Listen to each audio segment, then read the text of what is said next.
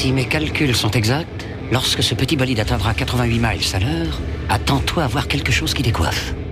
À l'heure du goûter, on écoute le Magal West sur Westrack Radio. Interview, rubrique, micro-trottoir et musique sur Westrack. Non de Zeus!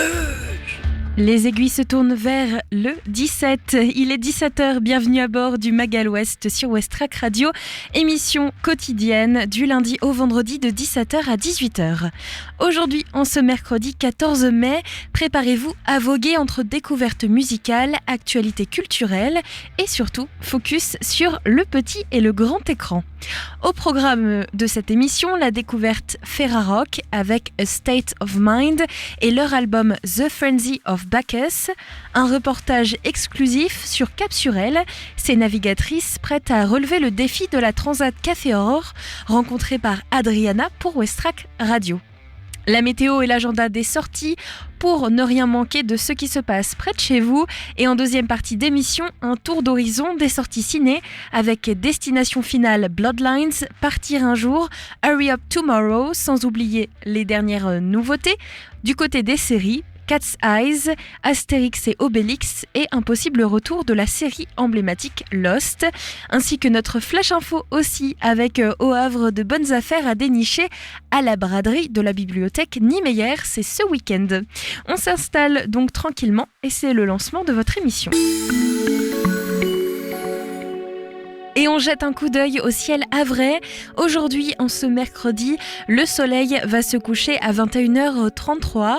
Une belle journée ensoleillée avec des températures agréables en fin d'après-midi. Demain, jeudi 15 mai, le soleil va pointer le bout de son nez dès 6h18 pour se coucher à 21h34. Une journée similaire à aujourd'hui, idéale pour vos activités en plein air. Vous profitez donc de cette journée avec tout de suite à l'écoute de Westrack le Flash Info. À la une, la braderie de la bibliothèque Oscar Niemeyer se déroule ce week-end, les 17 et 18 mai, avec une grande vente de livres, CD et partitions à prix mini. Les infos locales sur Westrack, le Flash. Bonjour à tous, voici les actualités locales de ce mercredi 14 mai 2025. Au Havre, de bonnes affaires à dénicher à la braderie de la bibliothèque Niemeyer. La bibliothèque Oscar Niemeyer organise sa braderie samedi 17 et dimanche 18 mai de 10h à 18h. Livres, albums, revues, CD, textes lus et partitions seront proposés à petit prix. Entrée libre, tarif des ouvrages de 1 à 4 €. Au Havre, l'appartement témoin Perret ouvre ses portes gratuitement ce samedi. Samedi 17 mai, c'est la nuit des musées. Alors, dès 19h15, rendez-vous est pris à l'appartement témoin Perret. Il nous replonge dans le style moderne des années 50, avec tout ce que les Havrais ont pu découvrir du confort. Et en plus, c'est gratuit. Près du Havre, Rolleville fêtera le pain et ses déclinaisons le dimanche 18 mai. La fête du pain fait son retour ce dimanche dans la commune de Rolleville, près du Havre. Tout au long de la journée, animations et dégustations seront proposées au public autour du four à pain des Compagnons de la Saint-Honoré. Près du Havre, village mort à Turtot, les parents d'élèves demandent l'ouverture d'une classe. Hier, mardi 13 mai, la commune de Turtot a cessé de fonctionner, un acte symbolique pour montrer au rectorat la solidarité du village face à l'importance de l'ouverture d'une classe supplémentaire à la rentrée de septembre 2025. Filles ou garçons, un spectacle musical sur la question du genre au passage à Fécamp. Comment être l'un ou l'autre, telle est la question à laquelle le spectacle proposé aux spectateurs de tous les âges à partir de 6 ans répond en chanson. C'est aujourd'hui à 15h au théâtre Le Passage, durée 45 minutes, ticket de 5 à 10 €. Merci de votre attention, le journal se poursuit avec les informations nationales et internationales. Bonsoir à tous. François Bayrou a-t-il dit toute la vérité sur l'affaire Betaram? Le Premier ministre est entendu en ce moment même à l'Assemblée, audition devant la commission d'enquête chargée de faire toute la lumière sur les violences physiques et sexuelles commises au sein de l'établissement privé catholique du Béarn. Un scandale dont le chef du gouvernement n'arrive pas à se dépêtrer, accusé d'avoir menti sur sa connaissance des faits. François Bayrou est notamment contredit par 3 témoins qui ont répondu sous serment aux députés. Bruno Retailleau va réunir vendredi matin à Beauvau les entrepreneurs en crypto-monnaie. Le ministre de l'Intérieur veut travailler sur leur sécurité après plusieurs affaires d'enlèvement. Ces derniers mois, plusieurs dirigeants de sociétés spécialisées dans ce domaine ainsi que leurs proches ont été ciblés. Dernière en date, mardi en pleine rue, une tentative d'enlèvement avortée en plein Paris. Benjamin Netanyahou très remonté après l'interview d'Emmanuel Macron hier soir sur TF1. Le Premier ministre israélien accuse le président français de se ranger du côté d'une organisation terroriste en relayant la propagande du Hamas. Des mots très durs en réaction à ceux du chef de l'État qui avait qualifié hier de honte l'action à Gaza du gouvernement de Benjamin Netanyahou. Donald Trump ne sait pas si Vladimir Poutine assistera aux pourparlers sur la guerre en Ukraine demain en Turquie. Le Kremlin maintient le flou sur la composition de la délégation qui se rendra ce jeudi à Istanbul. Ces négociations seront les premières discussions directes entre l'Ukraine et la Russie depuis le printemps 2022. C'était sa promesse avant les Jeux Olympiques de Paris. Anne Hidalgo annonce qu'il sera possible de nager dans la Seine à partir du 5 juillet prochain. 3 zones de baignade seront surveillées en plein Paris au niveau du quai de Bercy, du bras de Grenelle et du Bras-Marie. Des sites ouverts gratuitement au public pendant toute la durée de l'opération Paris-Plage jusqu'au 31 août. Et puis c'est l'événement du jour sur la Croisette. Tom Cruise va grimper les marches du Festival de Cannes ce soir pour venir présenter le dernier volet de Mission Impossible. Film présenté hors compétition, sa sortie en salle est prévue pour le 21 mai. Voilà pour l'essentiel. Très bonne fin de journée à tous. Des idées sorties pour cette semaine ou ce week-end pour te culturer sur Westrack Radio.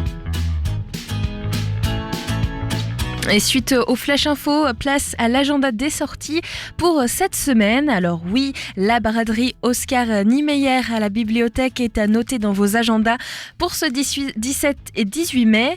Mais dès ce soir, au théâtre de l'Hôtel de Ville du Havre, il y a quelque chose à ne pas manquer. La pièce « Quand je serai grande, je serai Patrick Swayze ». C'est à 20h30, un spectacle mêlant humour et émotion. Le tarif est de 12 €. Réservation encore possible au théâtre de l'Hôtel de Ville du Havre. Et ce samedi, on ne cesse d'en parler, mais la fête de quartier vous attend. Tourneville en fête de 14h30 à 18h30 à la fabrique Louis Blanc et au fort de Tourneville. Au programme atelier ludique, défis sportifs, spectacles et bien plus encore. L'entrée est totalement gratuite. Et puis ce dimanche 18 mai, la traditionnelle fête de la Saint-Yves animera le quartier Saint-François du Havre.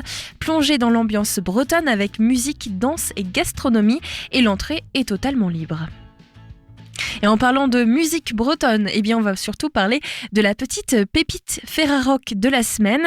Cette semaine, la Ferrarock met en lumière A State of Mind avec leur album The Frenzy of Bacchus, un groupe connu pour son mélange unique de hip-hop, jazz et soul qui nous offre un voyage sonore et enivrant.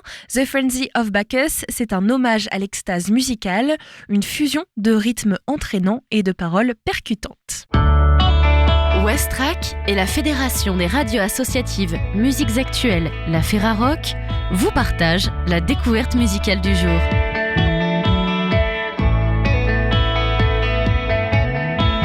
Il y a des groupes qui affirment leur singularité dès les premières mesures. A State of Mind, c'est une voix plurielle, née d'une amitié multiculturelle qui bouscule les standards du hip-hop pour y injecter du groove, de l'élégance et un sens affûté de la narration. Du 12 au 18 mai 2025, la Ferrarock vous embarque dans The Frenzy of Bacchus, un album qui oscille entre fulgurance poétique et extase musicale, comme un banquet sonore où les mots dansent avec les cuivres et les beats.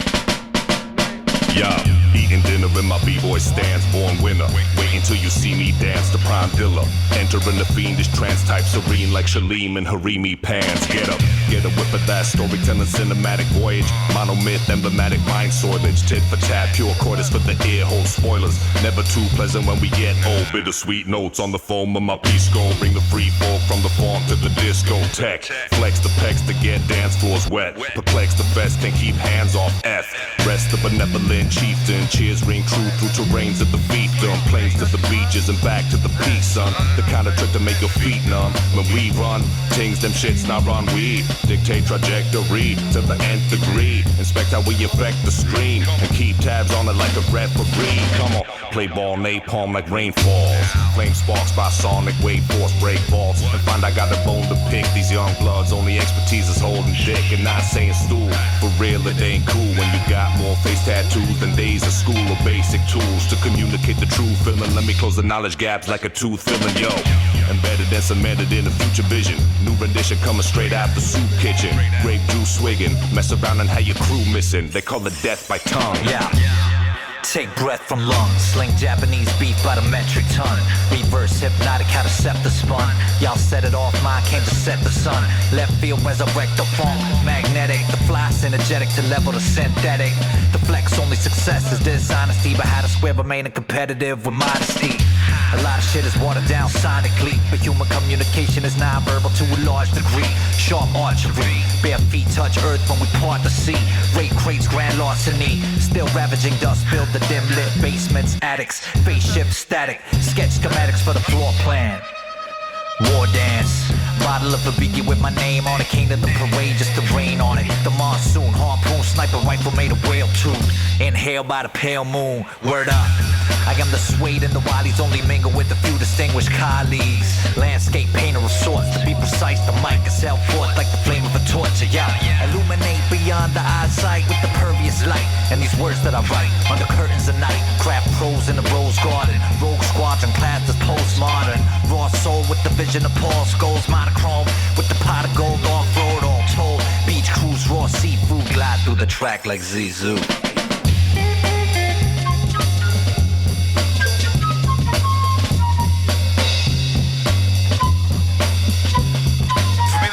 Try to write a serious short story book or novel.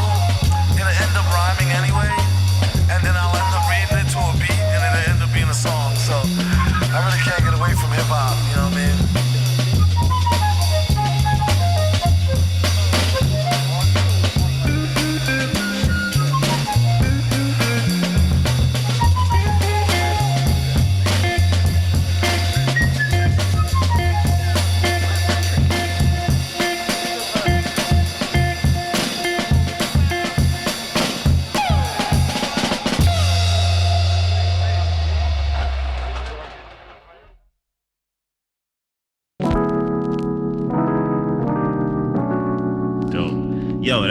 Your story is fire, man. I'm really excited to hear more music. I mean, I want to see like a wine, because we have a show called Wine Bars, where it's me and like 3 other dudes, and every episode we break down, we debate.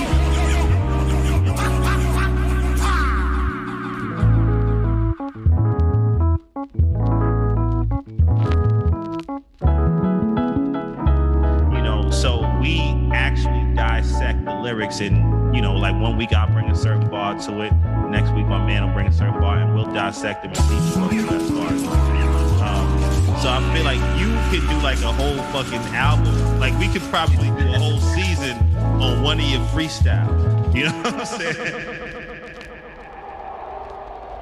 The old dusty crates always take me back in time.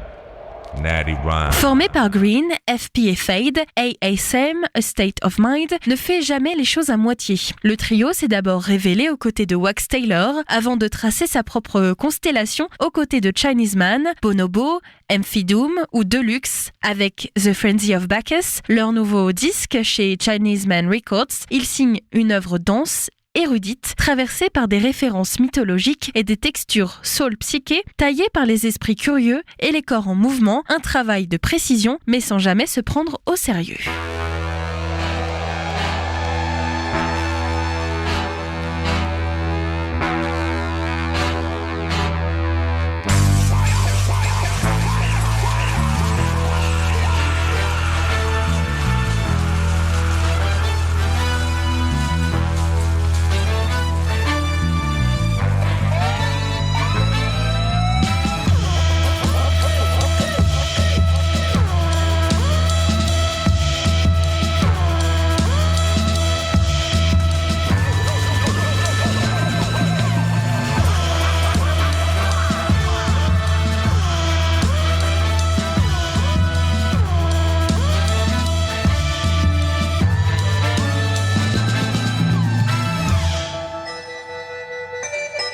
Yeah.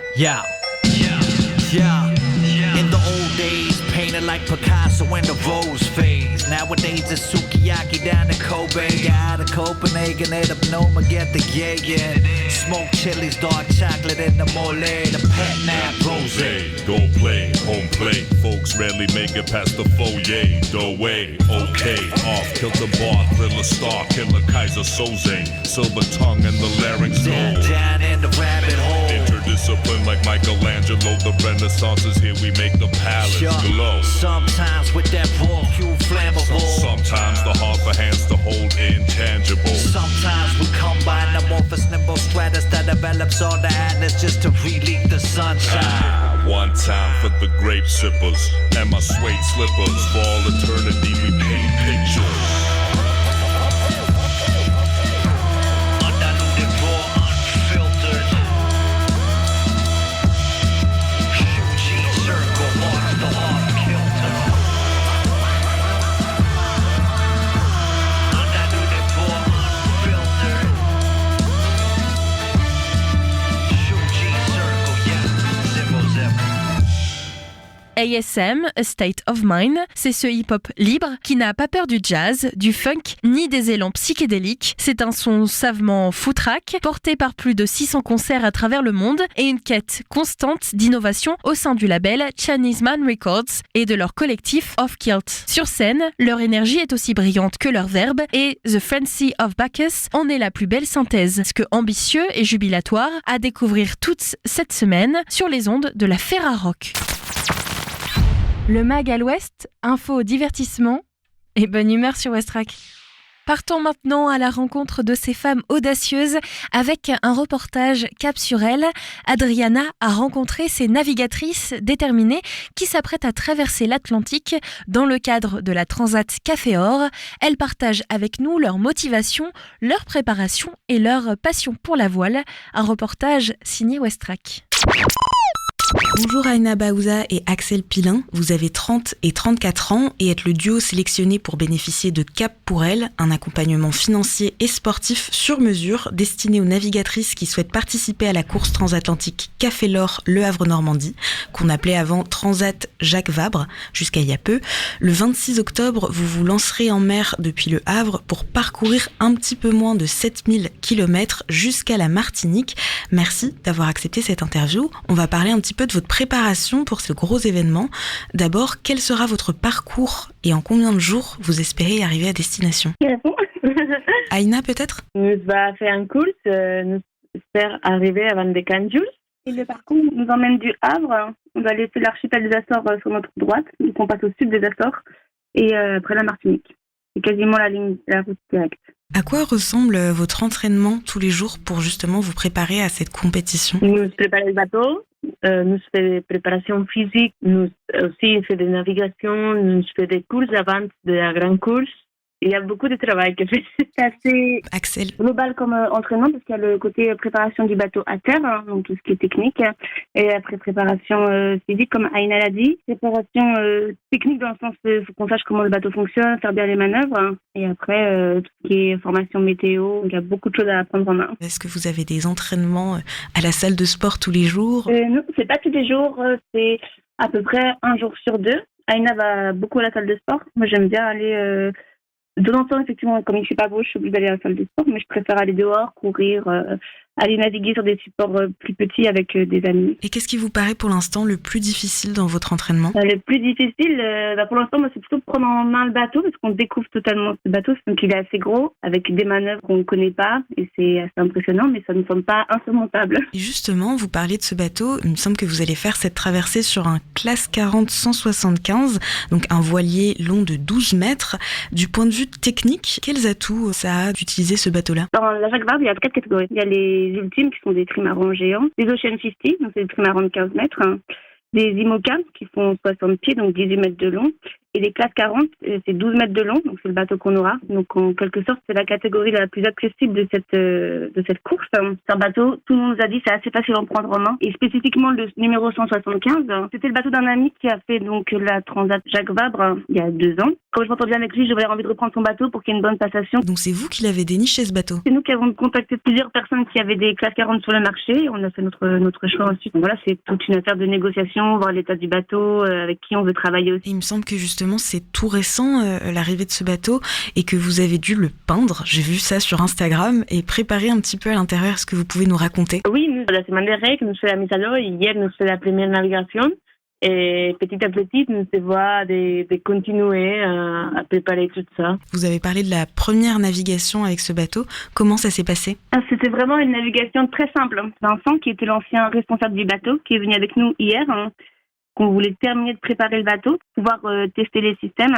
C'est très bien passé parce qu'en ce moment, il y a des conditions incroyables pour naviguer. Il y a genre 10-12 nœuds de vent, une mer plate, du soleil, le paradis pour les navigateurs. Et donc, on a juste fait, après quelques petites heures de travail technique au port, on a fait notre première sortie, on a hissé la grand voile, déroulé la voile d'avant. C'est vraiment très simple, mais c'était très agréable. Et assez émouvant aussi, dans le sens où c'est notre première navigation et on se rend compte que, maintenant, c'est notre bateau et puis il faut y aller. Donc, c'était sympa. C'était génial.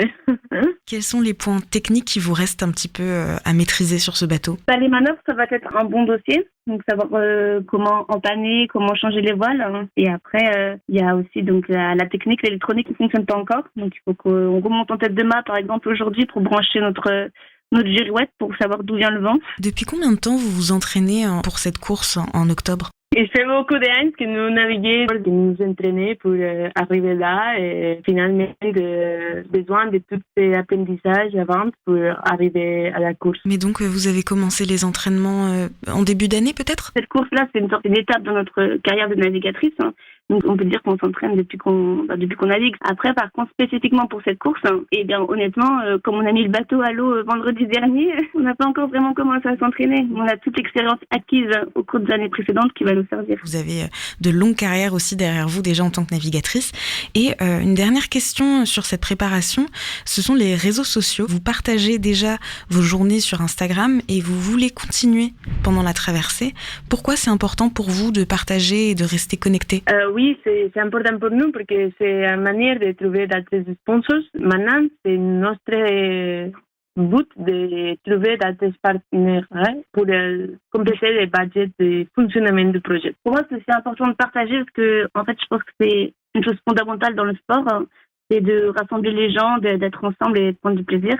Et du coup, partager sur les réseaux sociaux, c'est une manière de partager ce qu'on vit, de montrer aux autres et d'essayer de transmettre notre enthousiasme ou de pas rester tout ça parce qu'on n'est que 2 sur l'eau finalement, alors que aussi à terre, finalement, il y a plein de gens qui nous suivent. Et vous avez donc encore besoin de sponsors? Oui, effectivement. La Transat donne une bourse assez conséquente, 30-35% du budget. Ça nous permet de louer le bateau. Il nous reste en fait à trouver le budget de fonctionnement. Avant octobre? Oui, avant octobre. Ouais. On vous souhaite bonne chance pour trouver des sponsors, bon courage dans vos entraînements et également bonne chance pour cette course en octobre au départ du Havre. Merci beaucoup Aïna Baouza et Axel Pilin d'avoir été sur Westrack avec nous. Merci de nous avoir reçus. Merci. 2 titres avant de retrouver la chronique ciné et série dans laquelle nous parlerons notamment de la sortie du film Destination Finale Bloodlines. Pour ces titres, j'ai sélectionné le meilleur pour vous pour cette fin de journée.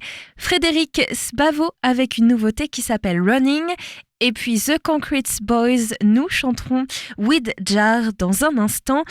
Juste après ça, vous retrouvez votre chronique ciné et série avec toutes les nouveautés sur les plateformes de streaming, les séries et les films au cinéma. On parlera notamment de la saison 2 de Cat's Eyes, mais aussi d'un possible retour de la série Lost.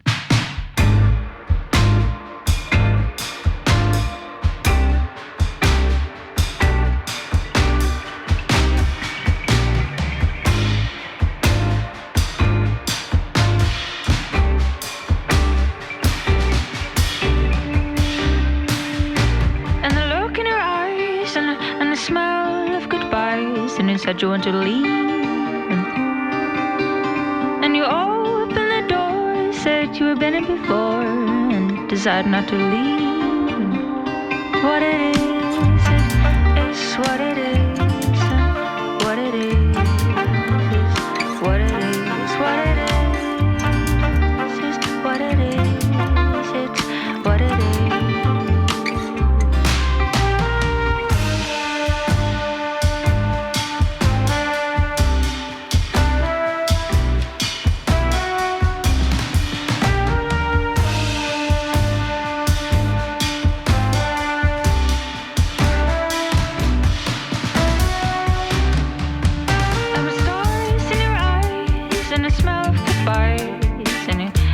you want to leave? And it stopped and then followed the wars that we've been here before. And we opened up the gates and he followed.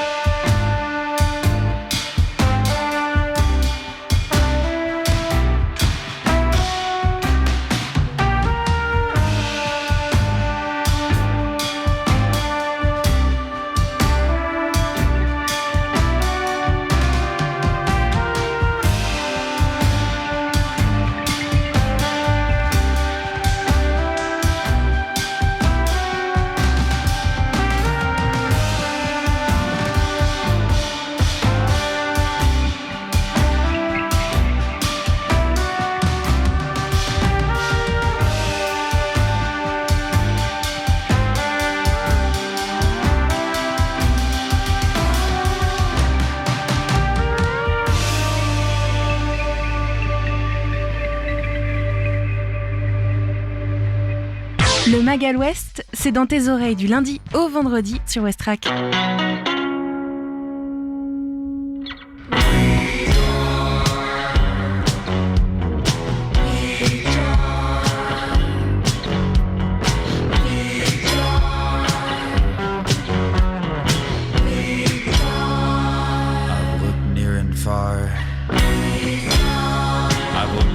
Tables and chairs. I can't find it anywhere. And trust me, I've looked real hard.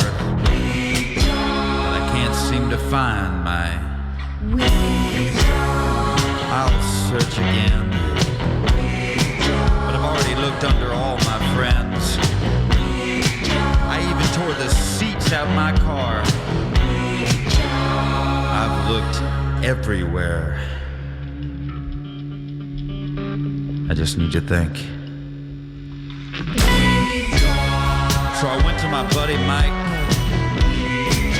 just to see if he had just a tiny bit extra. But that crazy motherfucker was in a field, half-baked, grazing a pasture.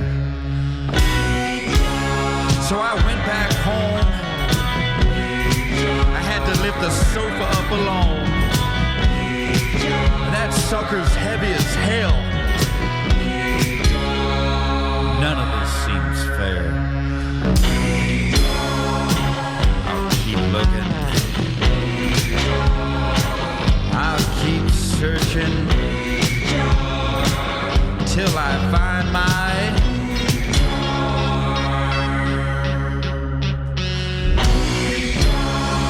I've looked under tables and chairs. That fucking thing ain't nowhere. But I just had it right here. I've even tried picking stems out my hair. It's gotta be somewhere.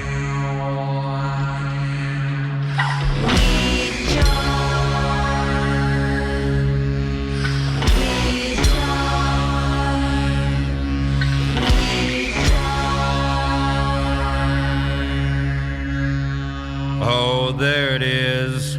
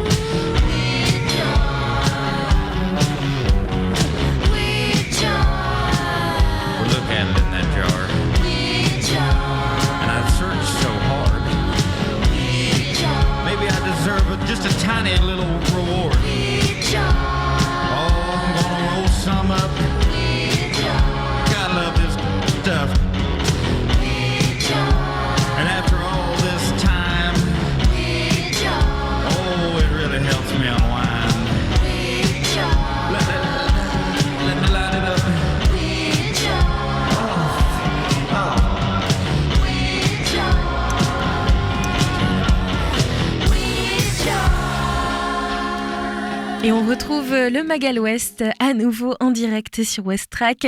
Il est 17h30. C'est le moment pour nous de se tourner vers ce mercredi, les sorties au cinéma, mais aussi les nouveautés pour les séries. Ça marche à l'électricité, mais il faut une réaction nucléaire pour générer les 2,21 gigawatts d'électricité. 2,21 gigawatts 2,21 gigawatts Mon Dieu! Monsieur Pignon, votre prénom à vous c'est François, c'est juste? Oui. Eh ben lui c'est pareil, c'est juste. Un grand pouvoir implique de grandes responsabilités. Parce que tu as la capacité émotionnelle d'une petite cuillère.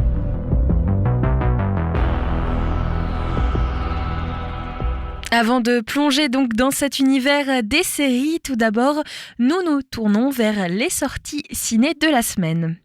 Le 14 mai 2025 sort aujourd'hui en salle Destination Finale Bloodlines, un film d'épouvante, horreur et un thriller de 1h50 réalisé par Zach Lipovski. Le casting comprend Breck Basinger, Theo Bryans et Kathleen Santa-Juana.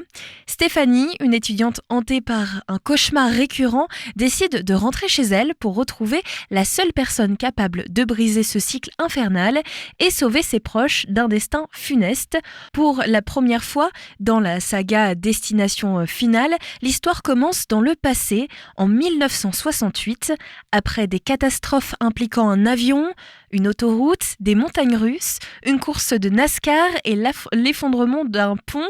Le drame originel se déroule cette fois-ci au sommet d'une tour en verre. Iris, jouée par Breck Basinger, une jeune femme promise à un bel avenir, sauve des centaines de vies grâce à une terrible prémonition. Cependant, en déjouant les plans de la mort, elle met en danger plusieurs générations de sa famille. Près de 60 ans plus tard, sa petite fille Stéphanie, jouée par Kathleen Santa-Juana, ressent à son tour le danger. Cet opus est considéré comme le plus ambitieux de la saga. Les réalisateurs Adam Stein et Zach Lipovski apportent un vent de fraîcheur à la franchise en brisant les codes établis. Le film est également beaucoup plus spectaculaire en termes d'échelle.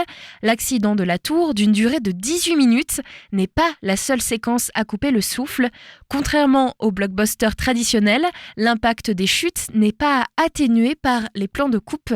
Destination Finale Bloodlines se veut encore plus audacieux que les précédents volets, avec de nombreuses idées de mise à mort aussi délirantes qu'angoissantes. Notre préféré se déroule dans un hôpital. À vous de deviner laquelle en regardant ce film. Zach Lipovski explique que ces scènes mettent parfois des années à prendre vie et ce film est également marqué par la dernière apparition de Tony Todd dans la franchise. L'acteur, qui a participé à 5 films sur 6, est décédé quelques mois après la fin du tournage. Destination Finale Bloodlines est sorti en salle aujourd'hui. Allez, tournée générale.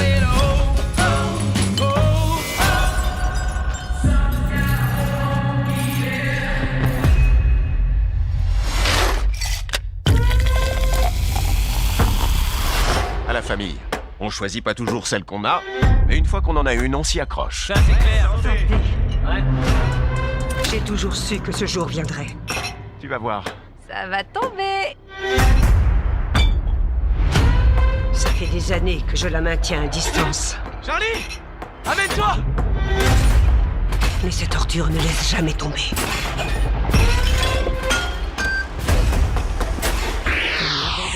Partir un jour sort aujourd'hui une comédie dramatique de 1h18 réalisée par Amélie Bonin qui sort donc en salle.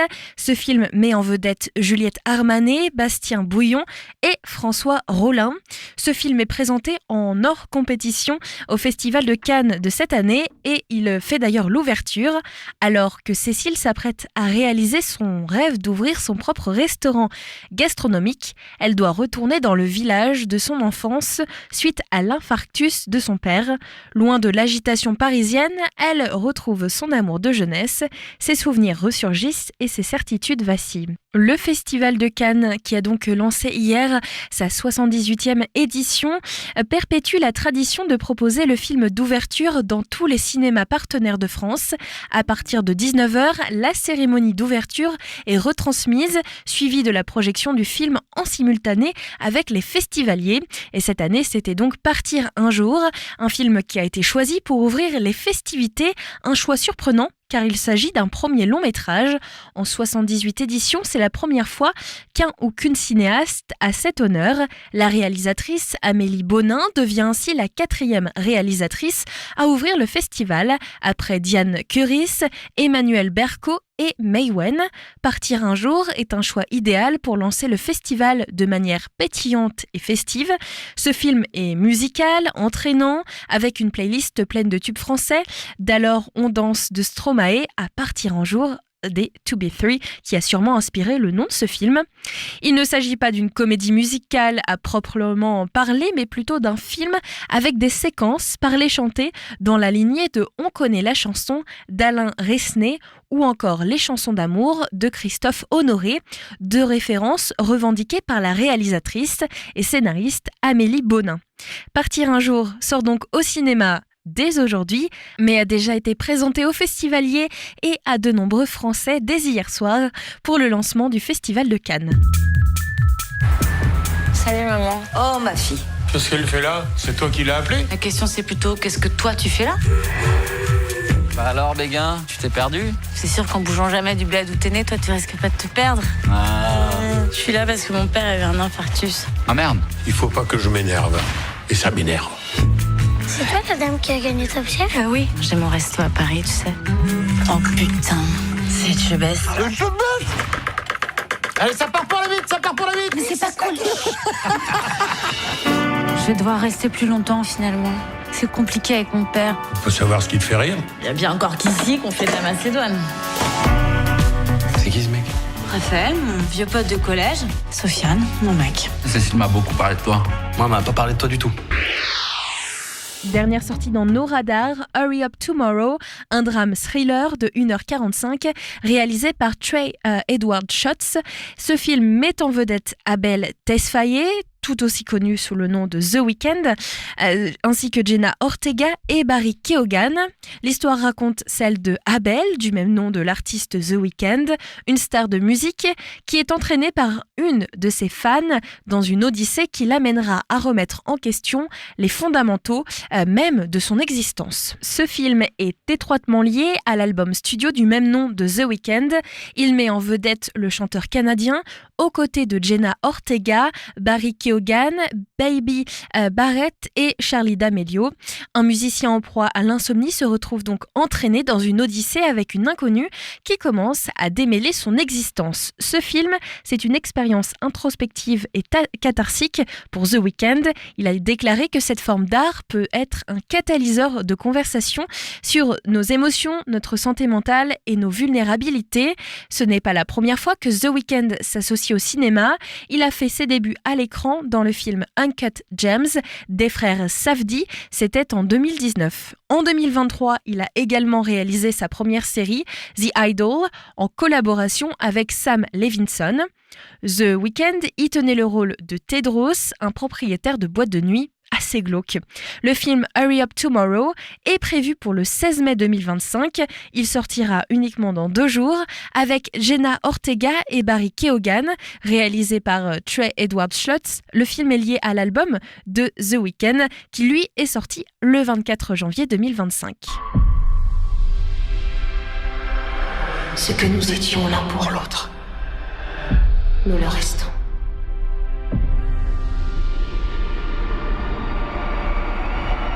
Donne-moi le nom que tu m'as toujours donné. On se tourne vers le côté série pour Cat's Eyes, une série diffusée sur TF1. 2 stars ne vont pas revenir dans la nouvelle saison 2, qui est pourtant bien confirmée. Cat's Eyes, c'est l'adaptation du manga culte de Tsukasa Ojo, qui reviendra prochainement sur TF1 avec de gros changements. Les sœurs Chamad s'apprêtent à reprendre du service. Diffusée pour la première fois le 11 novembre dernier sur TF1, Cat's Eyes avait réuni en moyenne 5,3 millions de téléspectateurs chaque lundi soir. Alors que le tournage de la tant attendue saison 2 débutera dans les jours à venir, quelques changements sont à prévoir. Chaim et Arnaud Binard remplacent Cindy Bruna et Grégory Fitoussi. Camilou, Constance Labbé et Claire Romain reprendront leur rôle emblématique de Tamara, Cilia et Alexia Chamad, tout comme Simon Erlacher et Mohamed Belkir qui reprendront leur rôle d'Abel et Quentin Chapius. En revanche, 2 comédiens ne seront pas de retour pour raison d'incompatibilité de planning. Cindy Bruna ne reprendra pas le rôle de Gwen Asaya, l'équipière et petite amie de Quentin.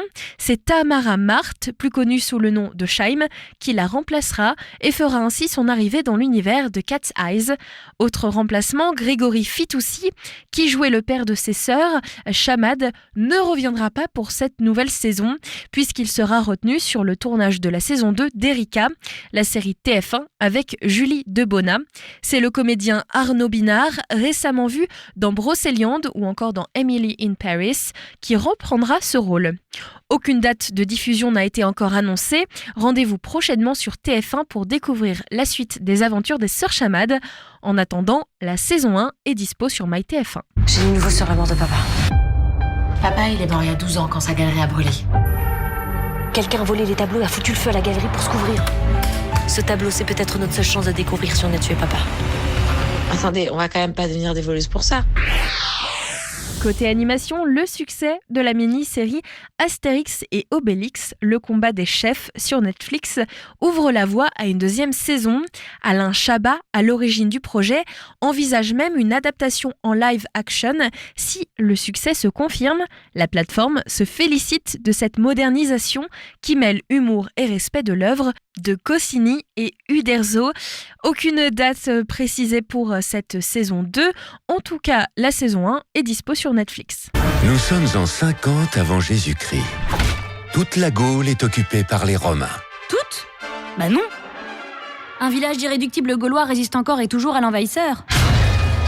Non, mais Metadata, ça va pas, non ? On va pas dire ça à César. Tu veux qu'il nous jette au lion ou quoi ? Du côté des États-Unis, la série Yellowstone va accueillir un nouveau spin-off centré sur le personnage de Case Dutton. La série s'intitulera Why Marshals et sera diffusée sur CBS dès 2026. Elle adoptera un format plus procédural à la manière de NCIS ou FBI, mais conservera les racines western de l'original. Et enfin, un retour inattendu pourrait bien se profiler. Lors du festival Cannes Série, l'acteur Josh Holloway a évoqué un possible revival de la série Lost. Aucune annonce officielle n'a été faite, mais l'interprète de Sawyer se dit prêt à reprendre son rôle si le projet voit un jour. Il déclare d'ailleurs que le sujet est souvent et régulièrement remis sur la table. D'ailleurs, depuis que la plateforme Netflix a racheté les droits de Lost et qu'elle la diffuse sur sa plateforme, de nouveaux fans, plus de 20 ans après, apparaissent et souhaitent donc une suite. Une déclaration qui a donc immédiatement enflammé les fans sur les réseaux sociaux. Pour l'instant, nous n'en savons pas plus, mais je vous laisse ce son si vous avez l'habitude de regarder Lost. Vous allez sûrement vous retrouver dans l'ambiance.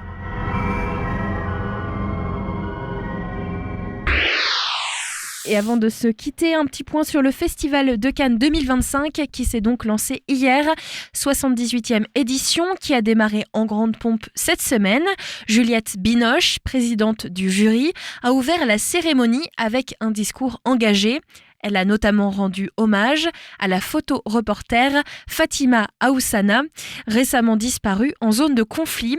Robert De Niro, qui a récemment reçu une palme d'honneur pour l'ensemble de sa carrière, a profité de l'occasion pour rappeler l'importance de la liberté d'expression dans l'art.